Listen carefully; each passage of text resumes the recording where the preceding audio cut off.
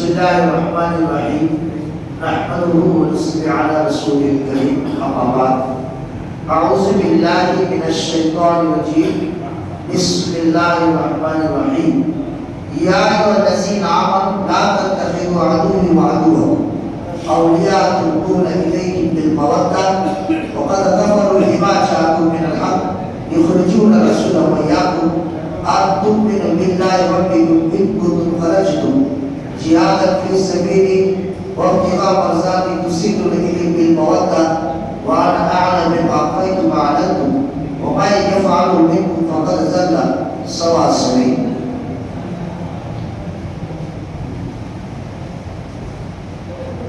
کل بات چل رہی تھی، آپ لوگ اس سے گزارش ہے خاموش ہو جائے، اگر بات کرنا تو بات چلے گی.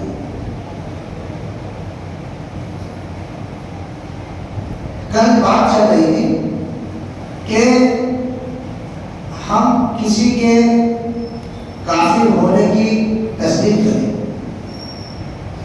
تو ہم مسلمان ہیں. اگر کوئی کافر ہے، اگر اس کے کفر کا انکار کرتے ہیں یا اس کو صحیح قرار دیتے ہیں، اسلام کے علاوہ دیگر مذاہب کو ہم کہتے ہیں وہ صحیح ہے، تو یہ بھی کفر کا مرتکب بنے گا. اس کے ساتھ ساتھ یہاں سے کچھ ایسی باتیں جو ہمارا ایک کافروں سے تعلقات رکھنے کی کیا شرائط ہے اور کس حد تک ہم ان سے تعلقات رکھ سکتے ہیں اور کن کن چیزوں میں ہم ان کا ساتھ نہیں دیں گے اور ان کے مجلس میں نہیں جائیں گے، ان کے ساتھ تعلقات نہیں رکھیں گے، اس کا ذکر ہے. سب سے پہلے چیز کفار سے بغض دشمنی رکھنا اور ان سے دوستی نہ کرنا واجب ہے. ان سے بغض رکھنا، دشمنی رکھنا واجب ہے اور ان سے دوستی نہیں کرنا یہ بھی واجب ہے. اگرچہ وہ مسلمان کے نزدیک عورت کے بنسبت زیادہ قریبی ہو، یعنی جتنا بھی قریب انسان ہو جائے پھر بھی ہم اس سے دوستی نہیں رکھ سکتے، بلکہ ہم ان کے ساتھ بغض اور دشمنی رکھنا ہمارے لیے ضروری ہے. اللہ تعالیٰ نے قرآن مجید کے اندر سورہ ممتحنہ آیت نمبر 1 میں فرمایا، اے وہ لوگوں جو ایمان لائے میرے اور خود اپنے دشمنوں کو اپنا دوست نہ بناؤ، میرے اور اپنے دشمنوں کو اپنا دوست نہ بناؤ.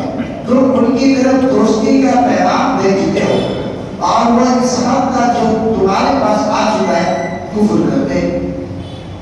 تم دوستی کا پیغام بھیجتے ہو، ان سے دوستی کرنا چاہتے ہو، لیکن ان کا رویہ یہ ہے کہ جو حق کے ساتھ نازل ہو چکا ہے قرآن حدیث کی روشنی میں اور قرآن حدیث کی شکل میں، اس کا وہ انکار کرتے.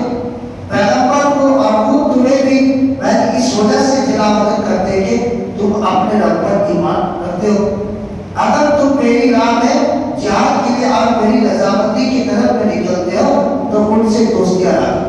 اگر تم چاہتے ہو کہ رب پر ایمان رکھتے ہو اور تم چاہتے ہو کہ اللہ کے راستے میں جہاد کرنا چاہتے ہو اور اللہ کی رضامندی کی طرف میں نکلتے ہو، اللہ راضی ہو جائے تو ان سے دوستی نہ کرو. ان کے اعتبار سے محبت کا پیغام پوشیدہ بھیجتے ہو اور مجھے خود معلوم ہے جو تم نے چھپایا وہ بھی جو تم نے ظاہر کیا.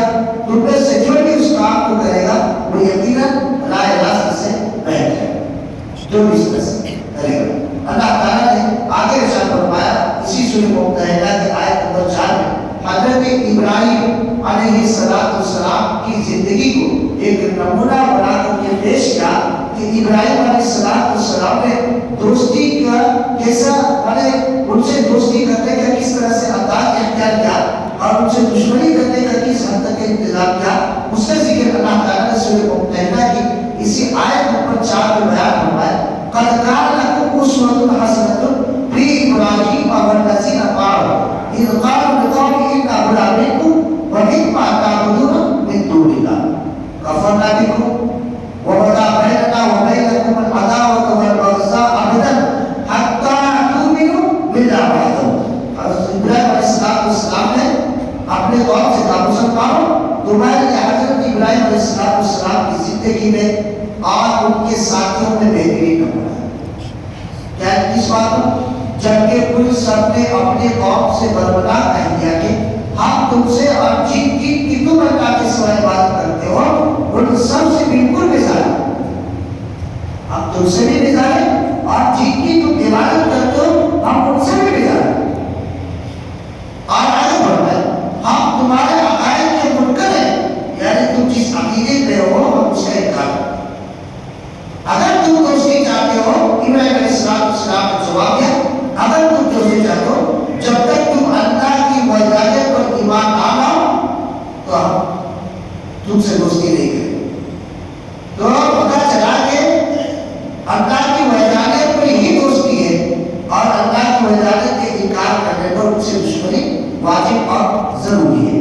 یہ پہلا ہے. دوسری چیز کیا ہم مشرکین مکہ سے مشرکوں سے کافروں سے دوستی کا خیال کہاں تک رکھیں؟ دوسری مشرک کی تکفیر سے جو امور مرتب ہوتے ان میں سے ایک یہ بھی ہے جو کوئی مشرک و کافر مر جائے، جو کوئی مشرک و کافر مر جائے. بار بار ہم لوگ سوال کرتے ہیں کہ کوئی مر گیا تو ہم اسے دیکھ جا سکتے کہ اس کی عادت کر سکتے کہ اس کا جواب میں یہاں بیان کرتے ہیں جب کوئی مشرک و کافر مر جائے تو کوئی مسلمان اس کی جنازے میں شریک نہ ہو. یہ پہلی شرط. البتہ اگر کوئی اسے دفنانے والا نہ ہو تو اسے مٹی کے نیچے دفنا دے گا، جیسے کووڈ کے ٹائم میں ہوا. اگر اس کو کوئی دفنانے والا نہ ہو تو اس کو کہیں بھی مٹی کے نیچے اس کو دفنا دے، لیکن یاد رکھے اسے مسلمان کے قبرستان میں دفن کرنا جائز نہیں ہے. حاصل کلام یہ کہ مسلمان کفار کے جنازہ یا غسل دینا کفن دفن میں شریک نہ ہوں گے، اسے اٹھا کر قبر تک نہیں لے جائیں گے، دفن کرتے وقت وہاں حاضر نہیں ہوں گے. اللہ کا فرمان ہے وَلَا تُصَلِّ عَلَىٰ أَحَدٍ مِّنْهُمْ مَاتَ أَبَدًا وَلَا تَقُمْ عَلَىٰ قَبْرِهِ إِنَّهُمْ كَفَرُوا بِاللَّهِ وَرَسُولِهِ وَمَاتُوا وَهُمْ فَاسِقُونَ.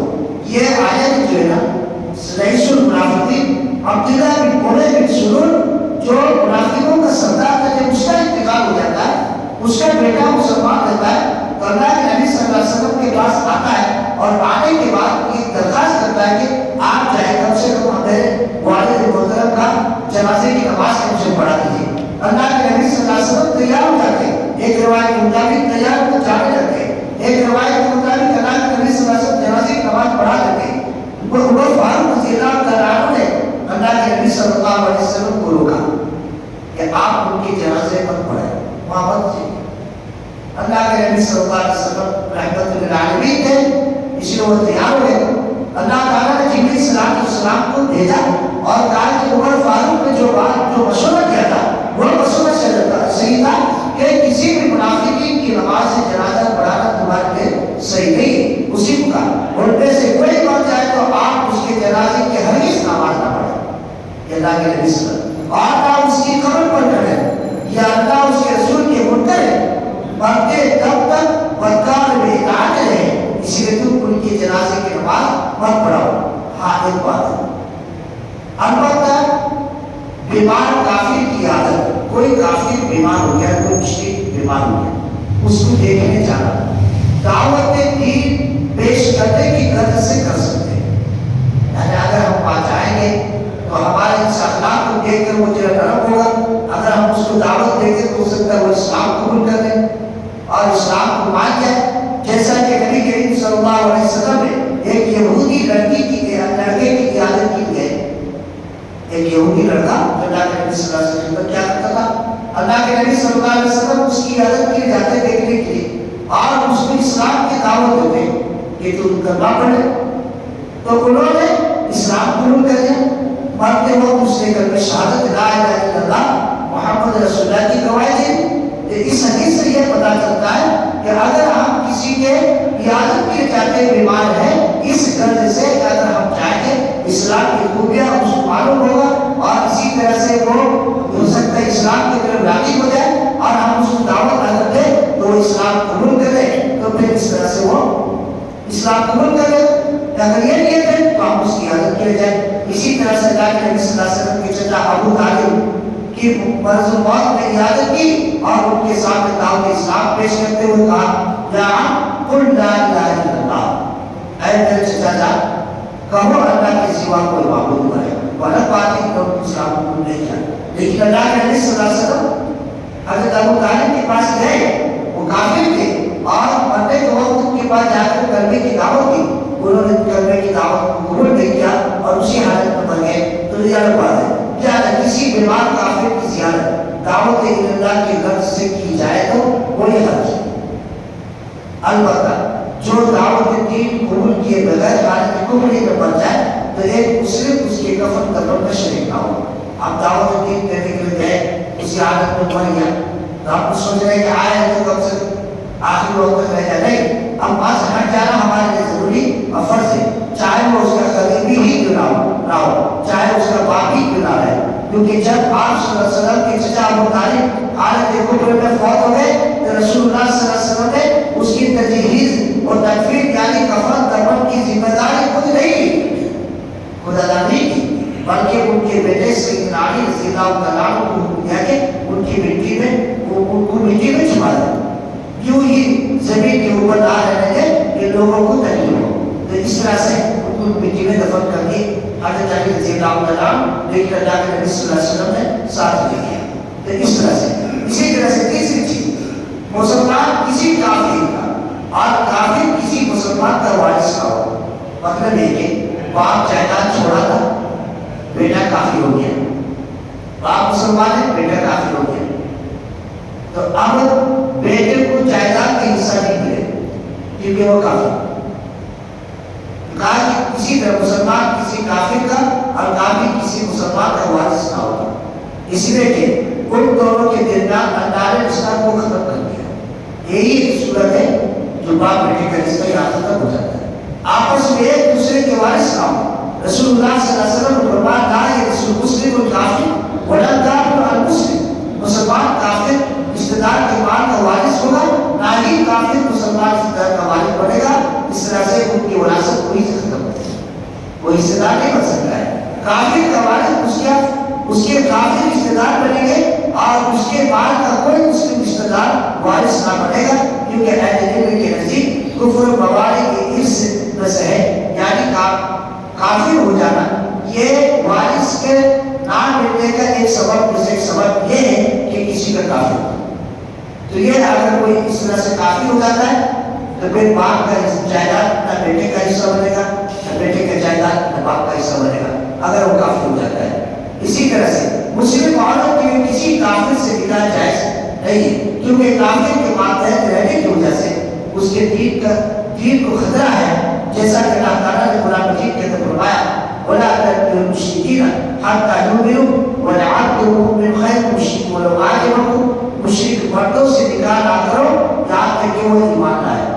جو مومن غلام آزاد مشرک سے بہتر ہے، یعنی ایک آدمی نوکر ہو، ایک عورت نوکر ہو یا ایک غلام نوکر ہو، اگر وہ مسلمان ہے وہ اس سے کہیں زیادہ بہتر ہے کہ آزاد آدمی کافر ہو اور مشرک ہو، تو اس سے نکالا جائے. تو لیکن آج ہم جس طرح بیٹیوں کا رشتہ کرتے ہو اس بات کو ضرور خیال رکھیں کہ ہم جس کو داماد بنانا چاہیں اپنے بیٹے کو جس کو بچپن سے لے کر بڑے ہونے تک 18 19 20 سال تک پال پوس کر رکھے توحید پر اور توحید پر رکھا، اور پھر آخر میں ہم صرف چند چیزوں کی وجہ سے ہم مشرک کے حوالے کر دیتے ہیں، بدعت کے حوالے کر دیتے ہیں، کافروں کا حوالے کر دیتے ہیں. ہم اپنے راستے جگر کو درجے کے ٹکڑے کو جہنم کے حوالے کر رہے ہیں، ہم اس کو نہیں دے رہے بلکہ جہنم کے حوالے کر رہے ہیں. اس بات کا ہم ضرور خیال رکھیں، مشرک کو بھی اچھا لگے. یہ اسی طرح سے کسی بھی کافر سے چاہے وہ یہودی ہو یا نصرانی یا بت پرستی، اس سے ایک مسلمان لڑکی کا نکاح کرنا یا کرانا مطلق درست نہیں ہے. تو اس طرح سے یہ چند رجوعات ہیں جو ہم کافروں سے تعلقات نہیں رکھیں گے. اس کے علاوہ بھی بعد میں بہت سے انشاءاللہ اس کا ذکر ہوگا. کم سے کم 11-12 اسباب ہیں جو ہم ان کے ساتھ تعلقات نہیں رکھیں گے. اس کے علاوہ پھر آئے گا کہ کس حد تک ہم اس سے تعلقات رکھ سکتے ہیں. اللہ تعالیٰ سے دعا ہے اللہ تعالیٰ ہم سب کو یعنی کافروں سے دشمنی رکھنے بغض رکھنے کی توفیق عطا فرمائے، اور اللہ تعالیٰ اور ان سے دوستی نہ کرنے کی ہم سب کو توفیق عطا فرمائے. آمین. سبحانک اللہم و بحمدک واشہد ان لا الہ الا انت استغفرک و اتوب الیک.